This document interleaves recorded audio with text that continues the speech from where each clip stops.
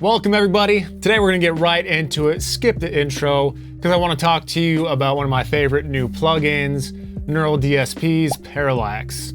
Now I recently mixed and released a song called Inferno by The Follow Through.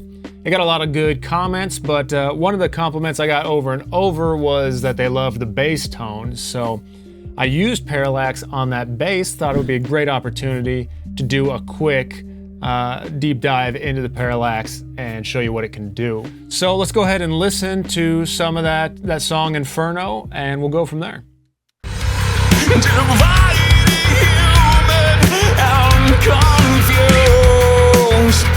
fight each other.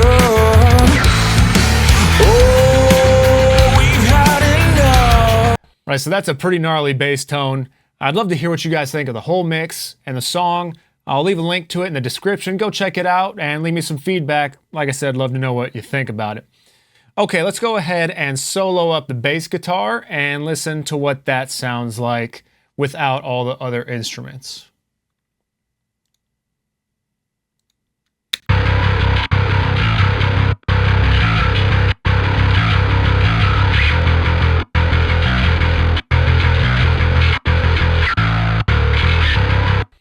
All right, so as gnarly as it sounded in the mix, man, solo, it's got so much more like hair on it that you can actually, hear that's not being covered up by guitar and other instruments. So I really like the way that it sounds. I mean, obviously I'm the one that mixed it, so I would. Just so you guys know what's going on real quick before we dive into Parallax, I do have two bass tracks here. They're the DI, right? It's the same exact wave, but one of them I have clean and one of them I have Parallax on. I'll solo up the clean so you can hear exactly what it's doing.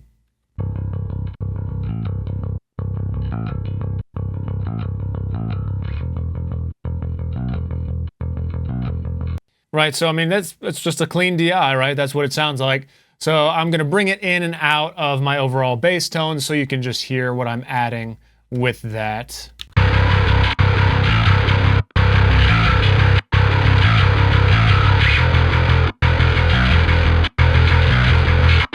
So just adding a little bit more of the bottom end there. Just wanted that extra little touch of clean in the mix. But let's go ahead and mute that and bring up Parallax. So without further ado, here it is. This is what Parallax looks like. If you're not familiar with it, it's essentially a multi-band processing plugin for bass guitar. Now obviously you can put it on vocal or banjo or whatever you want, but designed for bass guitar. Right, so it's got a little bit of multi-band compression in there, it's got a little bit of multi-band distortion, and then they sprinkle in a little bit of like amp sim at the end, just for good measure. So looking at it, I'm just gonna go one at a time, one parameter at a time, and kind of talk to you about what it does, and then we'll listen to it. Right, so this is the multi-band portion that I was talking about. So you got your low, mids, and highs here. And you can actually grab these handles and move it all around, or you can manually do it with the knobs down below. So let's start down here. On your low band, you have a compression knob, and it's just one knob that controls the amount of compression you have. You don't have attack and release and ratio and all that, which under normal circumstances, I like to have as much control as possible, but since this is designed for the bass, especially that low frequency, I mean, it just works really well. So I have the low turned to 71% here. I really like the way it sounds. It keeps it nice and steady. All right, so then you got your low pass frequency that just controls where the low band begins and ends. And then you have your low level here that of course turns that band up or down. Okay, next we got the mid band, right? We have a mid drive knob. It doesn't have a compression knob, but I mean, drive is its own form of compression anyways, right? So you got your mid drive knob, which you'll notice I have up higher than my high drive knob, because with bass, I personally really like a mid heavy bass. I don't like a super bright bass. I feel like that's kind of more the role of the electric guitar. And a lot of that gets lost anyways behind the electric. So I have a little bit of high in there, but definitely leading with the mid drive. Next to that, the mid level, of course, the volume of the mid band. And then we have the high band, right?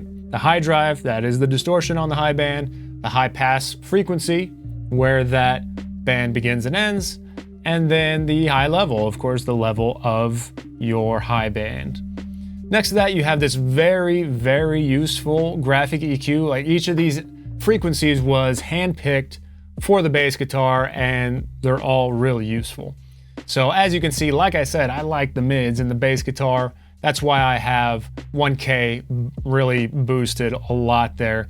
Helps it really get punchy and stick out. All right, let's turn the page over here and let's check out the amp sim portion. So you get 2 speakers and then 2 microphones on it that you can actually move around all you want. And then you can change the microphone to all these different choices as well, and then blend the 2 together, or you can just turn one off and just use 1 speaker. So I'll get to that after we go ahead and listen to the multi-band portion. I'm just gonna turn off 2 bands so we listen to 1 band at a time, and you can hear exactly what that's doing. So first let's start with the low band. Turn off the EQ, high distortion, mid distortion. Okay, this is just with the low band.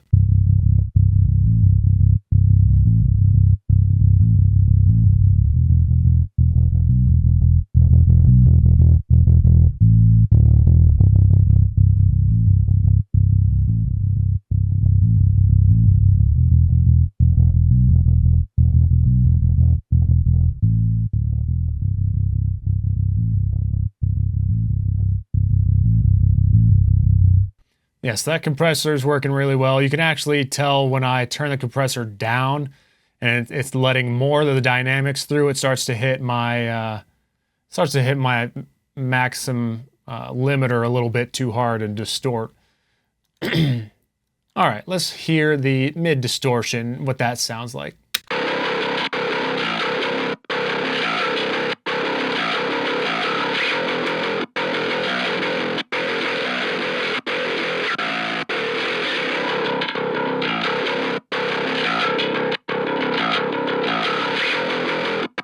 Yeah, that sounds super nasty. I like it a lot. And you can see that the mid drive knob keeps snapping back to the position I had it at. That's because I actually automate the mid drive in the song. There's this really big part in the bridge where the bass comes in. And so for that, I crank up the mid drive just so it's got a lot of impact. And I'll play that for you here in a second. Okay, let's listen to the high drive.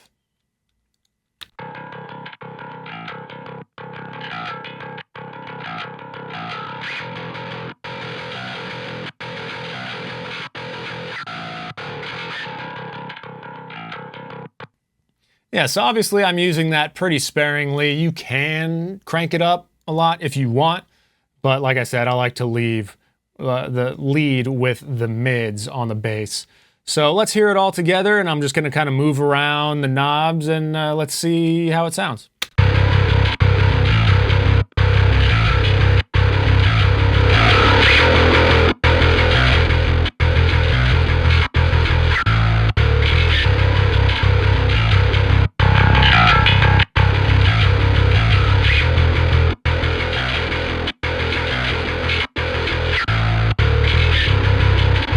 Yeah, so you can really customize that a lot. Now, I did save my Inferno settings so I could just pull them up real quick and get right back to that. Okay, so that was with the graphic EQ off. Let's go ahead and mess with those graphic EQ frequencies and hear how they sound. And actually, I'm going to take it to the beginning of the track here, just get a little bit more interesting bass part.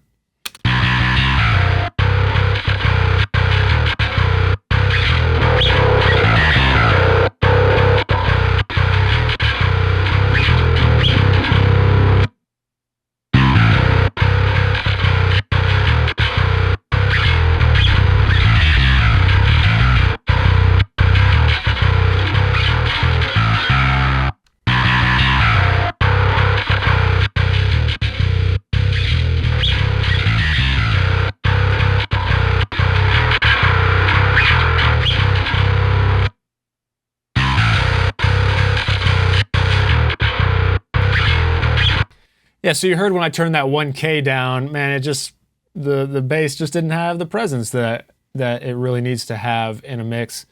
Okay, let's go ahead and check out the speaker sim side and see what that's doing.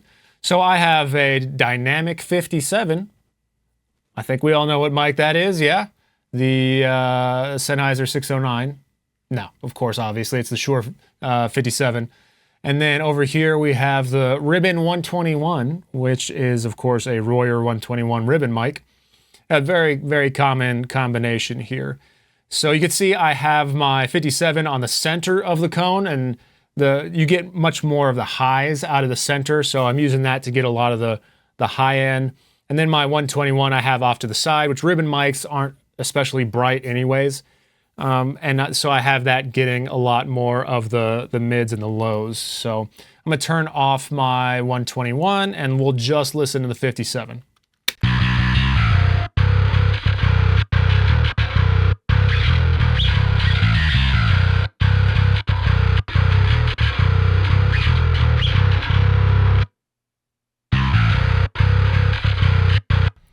Now let's listen to just the 121.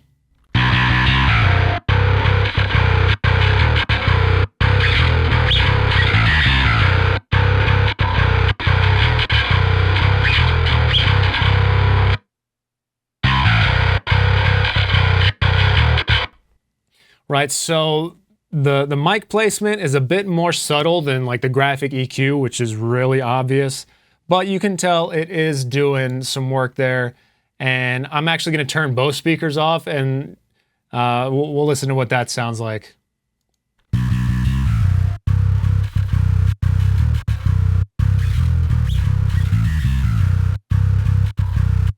All right, so that's not really a sound we typically go for in a mix, so very good that they included that amp sim at the end just to make it really sound like a real-life bass guitar going through a real-life amplifier. Really like the way it sounds. Let's go ahead and check out that bridge part where the bass comes in. The bass is dropped out for a while, like, I don't know, 8 measures maybe, and then it just comes in really hard. So I'm gonna bring my print up here. We're gonna listen to that just a little bit and listen to where I automate up the mid distortion, which you can see is right here.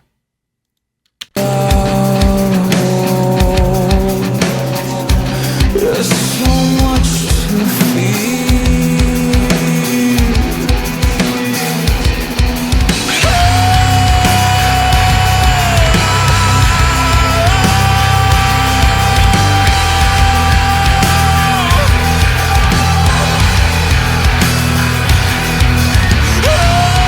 So I could listen to that for a while. I really like the way it sounds. Yeah, so that's essentially Parallax in a nutshell there. But what if you want a great sounding bass, but you're doing something poppy or you're not doing something metal that needs a bunch of distortion? Can Parallax work for that? Let's check that out. Okay, so this is a song called Rejoice Now. I'm producing with an artist by the name of Bate. It's a much different sounding song, much cleaner bass tone. Right now it's just drums and bass. But let's go ahead and hear what we have so far going on.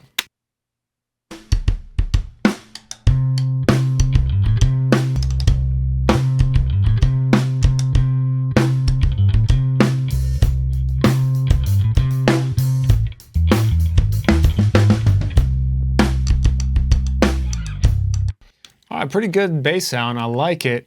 Now I'm going to solo up the bass, and then let's go back and forth with Parallax and without, and let's hear how it sounds without Parallax on there.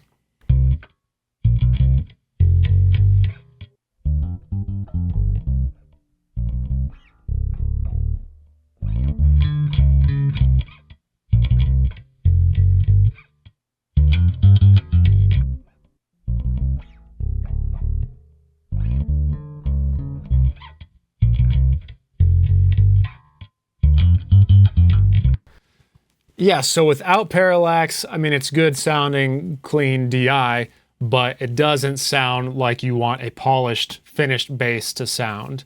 And with Parallax, sounds great. Now you can see that I'm just doing a little bit of mid-drive here. I still have quite a bit of low compression, and that's why it's so steady when I unbypass Parallax. And then no high drive. Again, it's a clean sound. I just wanted a little bit of saturation there in the mids. And then I'm doing a little bit on the graphic EQ, but you know, it may end up being more once I have the other elements in there on the EQ. But for now, there wasn't a whole lot that I wanted to do to it. So as you can see, Parallax still works on clean bass tones. If you don't want that nasty, over-the-top metal bass, you can still use Parallax and it works great. So are you using Parallax? Are you using something else instead of Parallax? Let me know in the comments down below. I'm actually super curious about the dark glass plugins by Neural DSP, so if you're using those, let me know if you like them. If you have any questions, you know I'd love to answer them, so leave those below as well. And thanks for watching this long. I'll see you next time.